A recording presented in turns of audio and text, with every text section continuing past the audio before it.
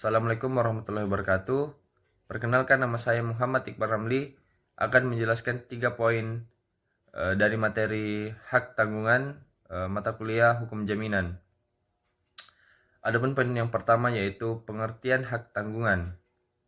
Hak tanggungan adalah hak jaminan atas tanah yang dibebankan pada hak jaminan atas tanah sebagaimana yang dimaksud dalam Undang-Undang Nomor 5 Tahun 1960 tentang Peraturan Dasar Pokok-Pokok Agraria. Berikut atau tidak berikut benda-benda lain yang merupakan satu kesatuan dengan tanah itu.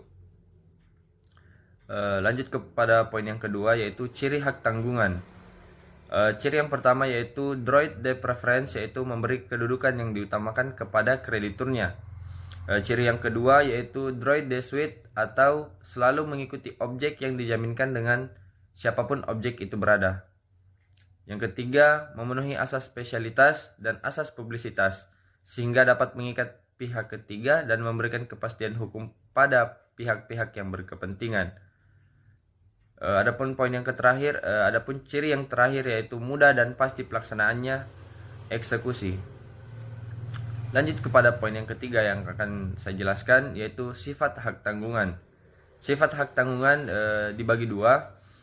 Adapun sifat yang pertama yaitu bahwa hak tanggungan tidak dapat dibagi-bagi, yang artinya hak tanggungan membebani secara utuh objeknya dan setiap bagian daripadanya.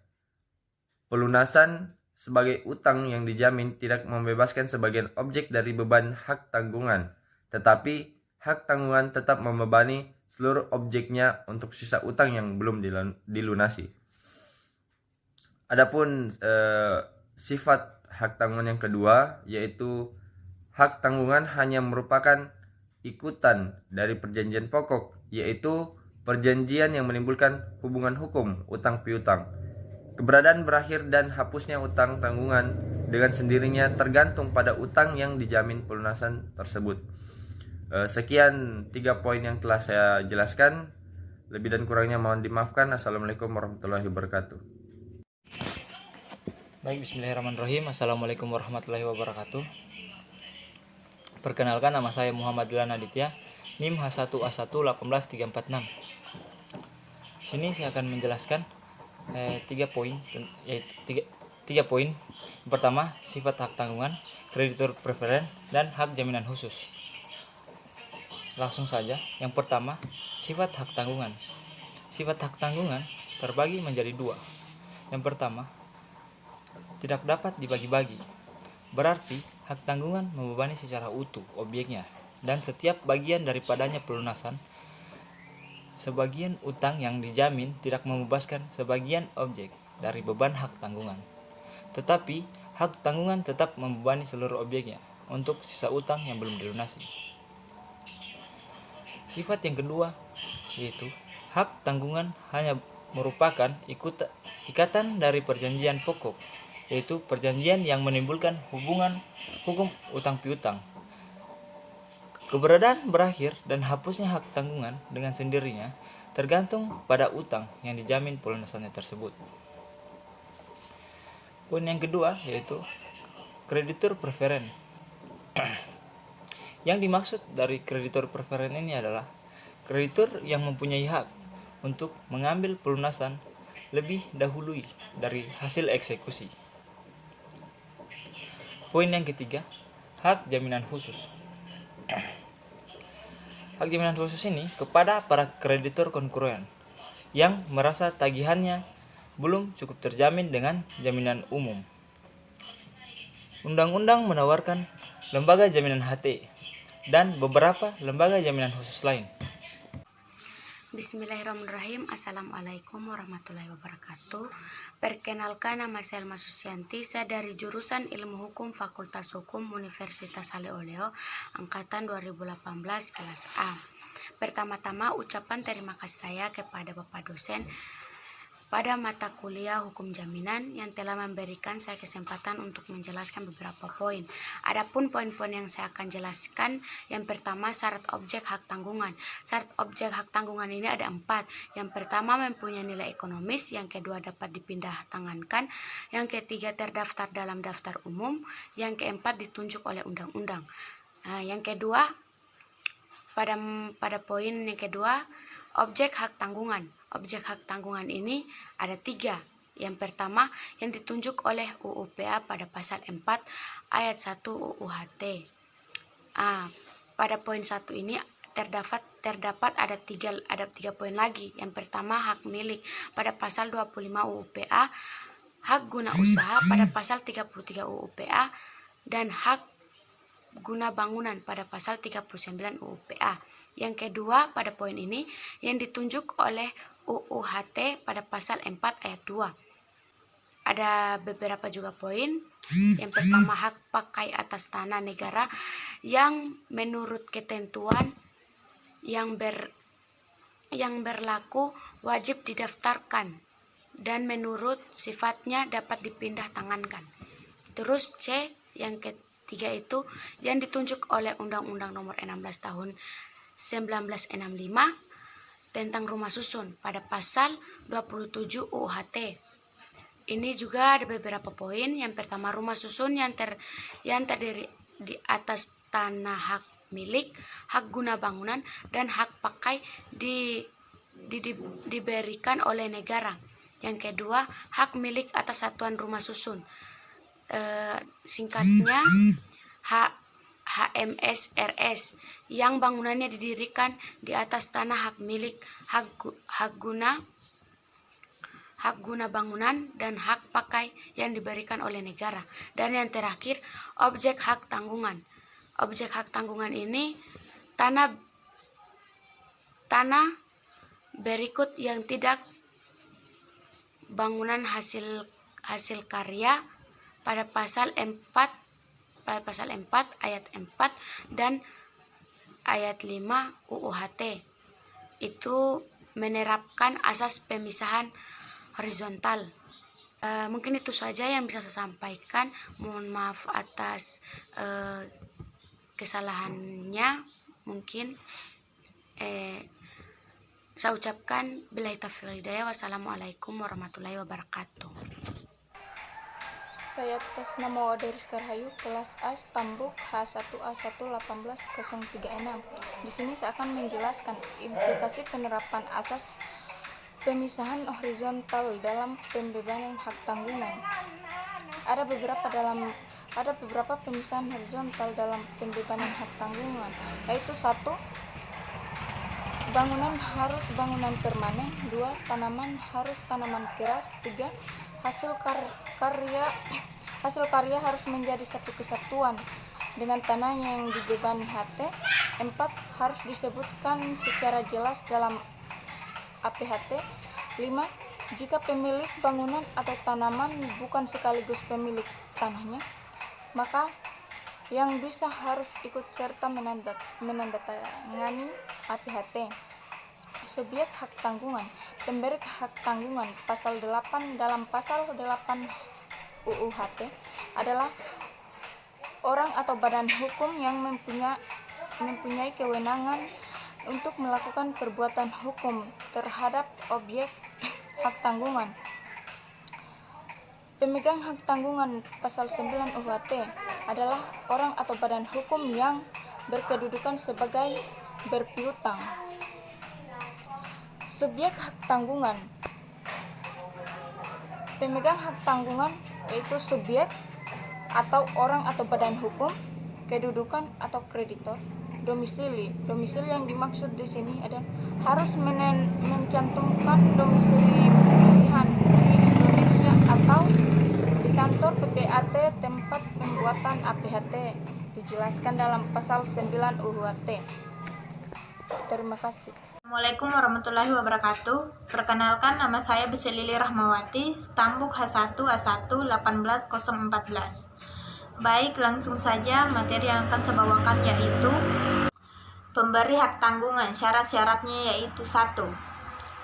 memenuhi syarat sebagai pemberi hak tanggungan. 2. Kewenangan untuk melakukan perbuatan hukum terhadap objek hak tanggungan. Kedudukannya yaitu debitur atau penjamin, diatur dalam pasal 8 Undang-Undang Hak Tanggungan. Prosedur pembebanan hak tanggungan ada 2 tahap, yaitu tahap pemberian hak tanggungan dan tahap pendaftaran hak tanggungan. Tahap pemberian hak tanggungan, dibuatkan akta pemberian hak tanggungan oleh PPAT, diatur dalam pasal 10 ayat 2 Undang-Undang Hak Tanggungan, Jo pasal 37 PP nomor 24 tahun 1997.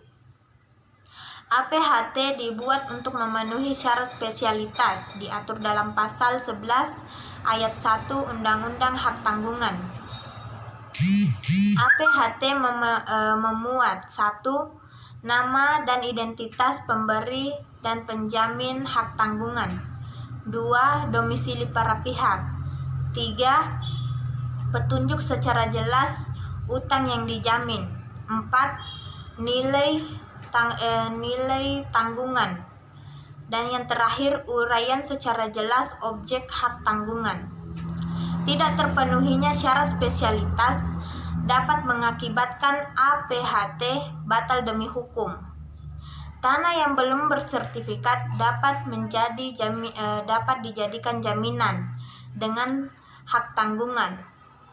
Maka prosedur pembebanan hak tanggungannya dilakukan bersamaan dengan permohonan pendaftaran hak atas tanah yang bersangkutan. Bismillahirrahmanirrahim. Assalamualaikum warahmatullahi wabarakatuh. Perkenalkan, nama saya Nur Hikmah, Stanbook H1A1-18022. Di sini saya akan menjelaskan 3 poin yang ada dalam materi hak tanggungan. Adapun poin pertama yaitu prosedur pembuatan akta pemberian hak tanggungan.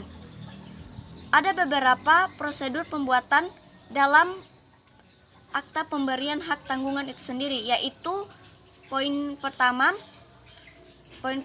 yaitu dihadiri oleh pemberi hak tanggungan kecuali ada surat kuasa untuk memberikan hak tanggungan. Kedua, dihadiri oleh penerima hak tanggungan. Ketiga, dihadiri oleh 2 orang saksi. Keempat, di hadapan pejabat pembuat akta tanah. Pejabat pembuat akta tanah wajib mendaftarkan akta pemberian hak tanggungan selambat-lambatnya 7 hari kerja setelah mendatangani akta pemberian hak tanggungan itu sendiri. Poin kedua, tahap pendaftaran hak tanggungan. Ada beberapa tahap dalam pendaftaran hak tanggungan itu sendiri. Pertama, untuk memenuhi syarat publisitas, maka akta pemberian hak tanggungan harus didaftarkan. Kedua, fungsi pendaftaran mempunyai beberapa poin. A sebagai syarat konstitutif lahirnya hak tanggungan. B, untuk keperluan pembuktian hak tanggungan. Poin ketiga, kegiatan kantor pertanahan. Ada beberapa kegiatan dalam kantor pertanahan itu. Poin A yaitu membuat buku tanah hak tanggungan. Poin B membuat salinan akta pemberian hak tanggungan. Poin C membuat sertifikat hak tanggungan. Poin D yaitu mencatat beban hak tanggungan dalam buku hak atas tanah yang menjadi objek tanggungan serta menyalin catatan tersebut pada sertifikat hak atas tanah. Kelima, memberikan sertifikat akta pemberian hak tanggungan kepada kreditor pemegang hak tanggungan. Mungkin itu saja yang dapat saya sampaikan. Jika ada salah mohon dimaafkan. Billahi taufiq wal hidayah. Wassalamualaikum warahmatullahi wabarakatuh. Assalamualaikum warahmatullahi wabarakatuh. Perkenalkan, nama saya Juwana Nurianti dengan stambuk H1A1-18007 dari mahasiswi Fakultas Hukum Universitas Haloleo. Di sini saya akan menjelaskan lahirnya hak tanggungan. Jadi, secara yuridis, hak tanggungan lahir pada saat dibuatkannya buku tanah hak tanggungan.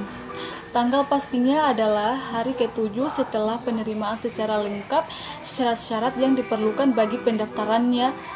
Dan jika hari ke-7 itu jatuh pada hari libur, maka buku tanah tersebut diberi tanggal hari kerja berikutnya. Setelah itu sertifikat hak tanggungan. Di sini ada salinan buku tanah hak tanggungan dan salinan akta pemberian hak tanggungan.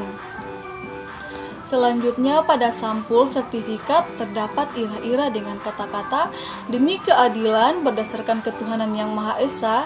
Sertifikat tersebut sertifikat tersebut mempunyai kekuatan eksekutorial yang sama berharga putusan pengadilannya yang telah mempunyai kekuatan hukum.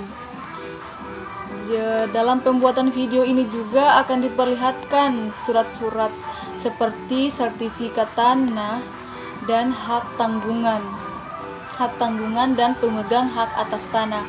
Jadi di sini saya akan menjelaskan saja isi dari pemegang hak atas tanah. Di sini sertifikat hak atas tanah itu ada pemegang hak atas tanah, maksudnya siapa yang berhak memegang tanah ini, maka di sini akan ditulis namanya. Kemudian jenis dan nomor hak atas tanah ini akan dikeluarkan oleh kantor pertanahan tersebut. Ada juga nomor tahun tahun surat ukur. Kemudian ada kelurahan garing kecamatan. Kemudian nomor identifikasi bidang tanah. Kemudian nomor induk kependudukan garing nomor identitas, tanggal berakhir hak, kutipan peta pendaftaran, daftar isian, tanggal penerbitan. Jadi di sini juga akan tertera foto pemegang hak atas tanah dan ada tanda tangan kepala kantor pertanahan tersebut. Itu saja penjelasan dari saya. Sekian dan terima kasih. Assalamualaikum warahmatullahi wabarakatuh.